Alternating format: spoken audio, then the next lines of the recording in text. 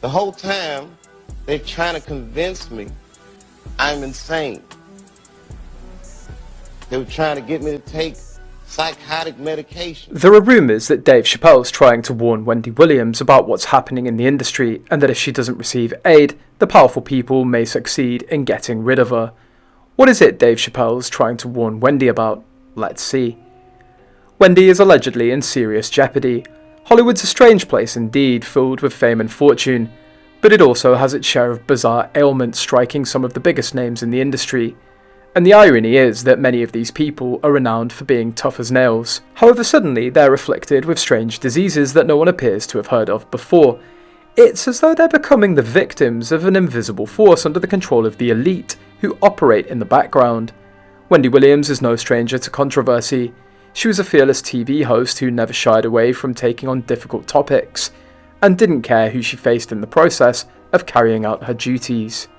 No one was able to stop her, but it appears that the same people who attempted to quiet Dave Chapelle and others are now pursuing her.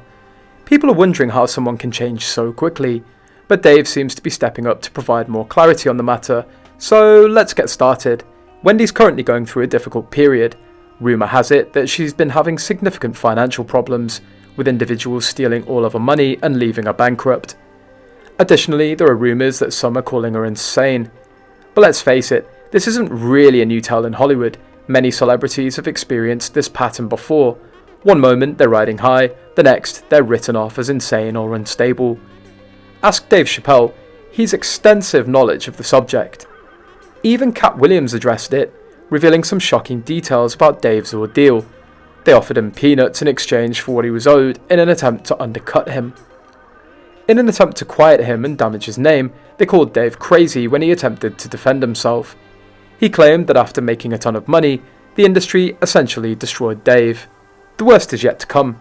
The people who poison or blackmail us are not some far-off adversaries, rather they're those that we share a meal with and refer to as family.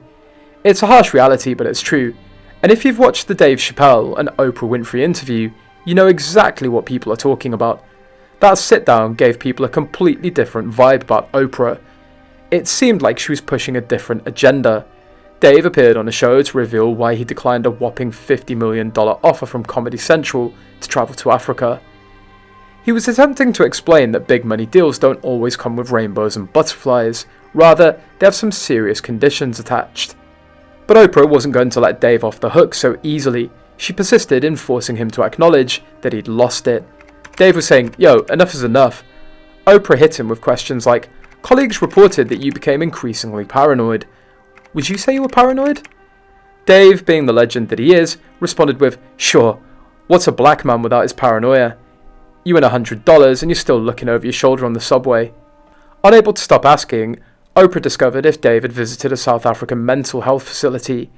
With his characteristic wit, Dave asked, "Who?" As again, Oprah persisted in a push, and Dave revealed that those around him were pressuring him to take antipsychotic medications. However, Oprah dismissed this as insignificant, stating again that Dave was simply anxious and paranoid.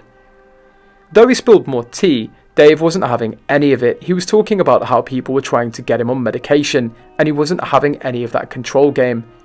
He straight up said, "I'm not taking this medicine, man, because I know these people are trying to control you or maybe discredit you. I was afraid." He also discussed how reaching a new level throws your head for a loop and requires some time to get used to the whole new vibe.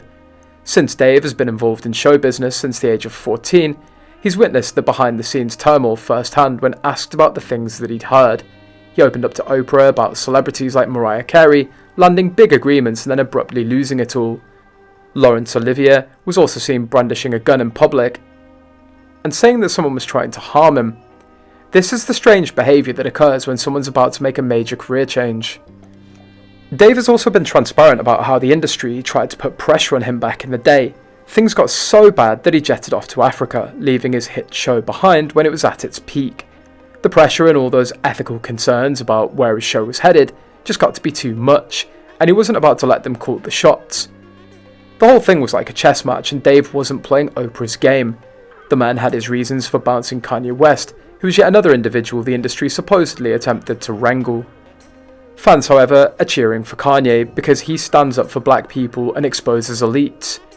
The only person who poses a greater threat to the Hollywood elite than Kanye West is Maxwell, and they're terrified right now. Harley Pasternak, a beloved celebrity trainer, attempted to control Kanye in a number of ways, but how could a personal trainer be able to control someone with such a complex background? Pasternak appears to have professional military training and mind control, which Kanye exposed by leaking his abusive text messages on Twitter. Pasternak's message read, the rapper shared a screenshot of his purported chat with the famous trainer on Twitter. What should be obvious by now is that I was raised to stand for my truth regardless of the consequences.